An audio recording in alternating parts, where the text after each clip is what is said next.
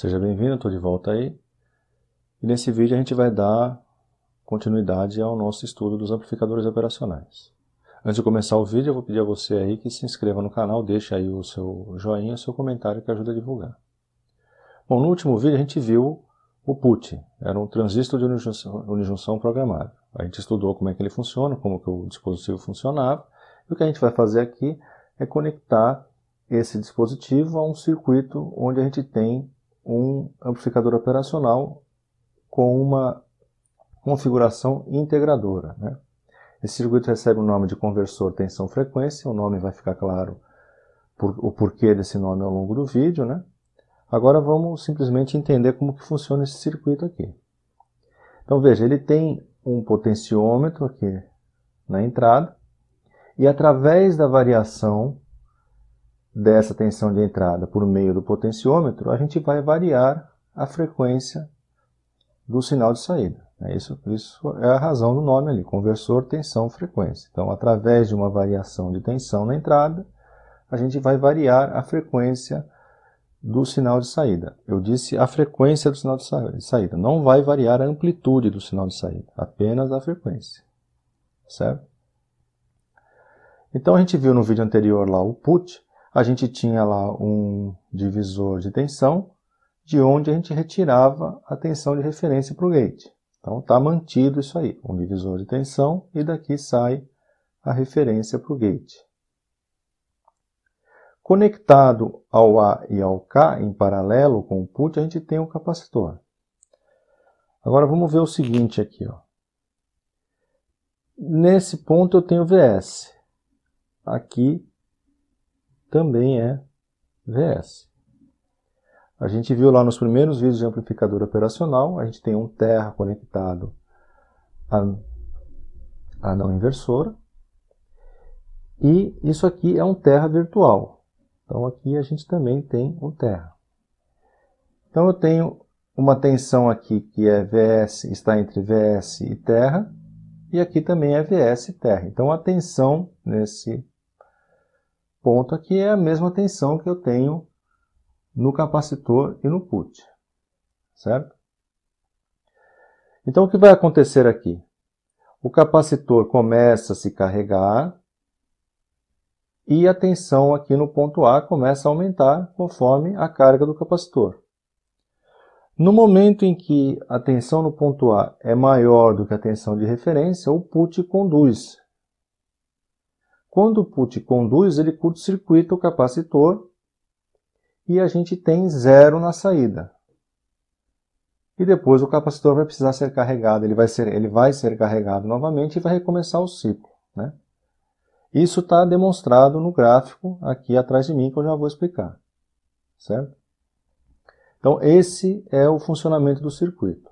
Através de ciclos de carga e descarga do capacitor, a gente dispara o PUT.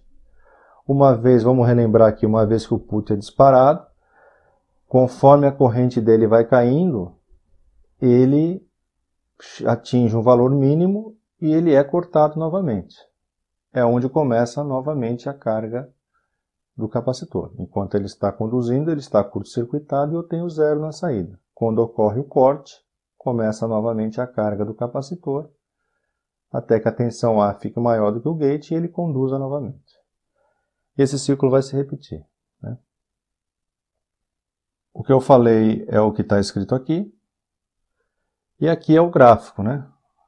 Então, durante a carga do capacitor, né, a tensão A vai subindo a tensão aqui, até que ela fique maior do que a referência. Quando isso acontece, o PUT conduz, curto-circuita o capacitor, a tensão na saída passa a ser zero, cai aqui. A corrente do PUT está caindo, até que o PUT seja cortado e o capacitor volte a recarregar. Graficamente é isso aqui. E conforme a gente vai variando a tensão de entrada, o que a gente vai fazer, na verdade, é alterar aqui o período, portanto a frequência. Isso vai ficar claro agora no próximo quadro, quando a gente estiver estudando a equação do período, né? Mas é isso que o circuito vai fazer, certo? Então eu desenhei novamente aqui o o circuito em caso de necessidade, né? E aqui a gente vai deduzir a equação da frequência e, portanto, do período, né? Período e frequência do nosso circuito. Eu falei lá no começo que ele é um circuito integrador, e essa aqui é a equação da tensão de saída do integrador. A gente viu isso aí num outro vídeo, eu vou deixar ele aí na descrição, em caso alguém precise revisar, né? A gente quer saber o período, então nós vamos isolar o T. Isolando o T, a gente tem isso aqui. Um detalhe importante aqui, que eu esqueci de mencionar, veja que na tensão de referência a gente tem mais VCC. E na entrada a gente tem menos VCC. Por que isso? Porque na equação do integrador eu tenho um menos aqui, ó. Então esse menos da entrada, lá da equação com esse menos, vai me dar um sinal positivo. Então na hora que eu isolei o T aqui, a frequência é o inverso do período, e eu tenho frequência menos VE, RC1, VS. Esse menos com esse menos vai me dar um valor positivo, tá certo? Então precisa ser alimentado com tensão negativa aqui. A gente viu no outro vídeo, no vídeo anterior do PUT, a equação no ponto A aqui, ó. Então o VA, que vai ser o nosso VS, ele é eta VCC mais 0,7. O eta é o divisor de tensão.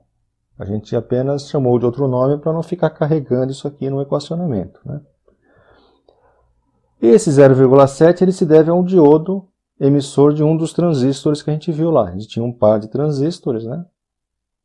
E um diodo emissor causava lá uma queda de 0,7. Bom, a gente pode ou não considerar esse 0,7. É prudente analisar esse produto aqui. Se esse produto for pequeno, né, entre o divisor de tensão vezes VCC, é melhor considerar o 0,7. Vamos dar um exemplo. Vamos supor que esse produto aqui dê 2 volts. Não é conveniente eu ignorar o 0,7. O 0,7 ele é considerável perante os 2 volts. Agora, se isso aqui está dando 10 volts, eu posso desconsiderar o 0,7. Se você não quiser errar, considere o 0,7, não tem nenhum problema em fazer isso, né?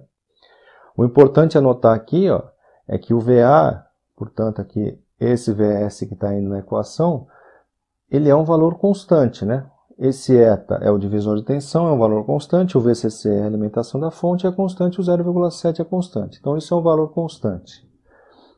Então, valor constante. O capacitor também é um valor constante.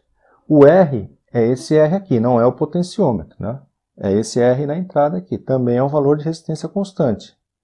Ou seja, a frequência do sinal de saída está dependendo unicamente, né, do valor da tensão de entrada que eu estou variando por meio do potenciômetro.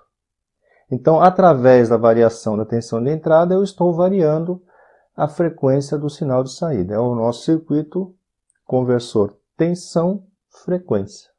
Daí vem o nome, e é exatamente dessa maneira que ele funciona. É assim que a gente calcula a frequência na saída, né? E, novamente, graficamente, o que a gente tem é isso aqui. Um dente de serra, né? A amplitude, né? O VA não varia, né? Isso é um valor constante, como a gente viu aqui. Ele não varia, esse valor. E o que a gente está variando aqui é o valor do período e, portanto, da frequência.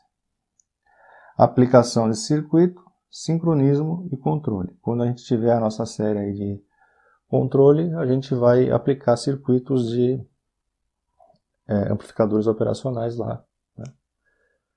E fazer isso de uma maneira prática. Bom, eu espero que tenha ficado claro e no próximo vídeo a gente volta com o exercício disso aqui. Eu vejo você no próximo vídeo então.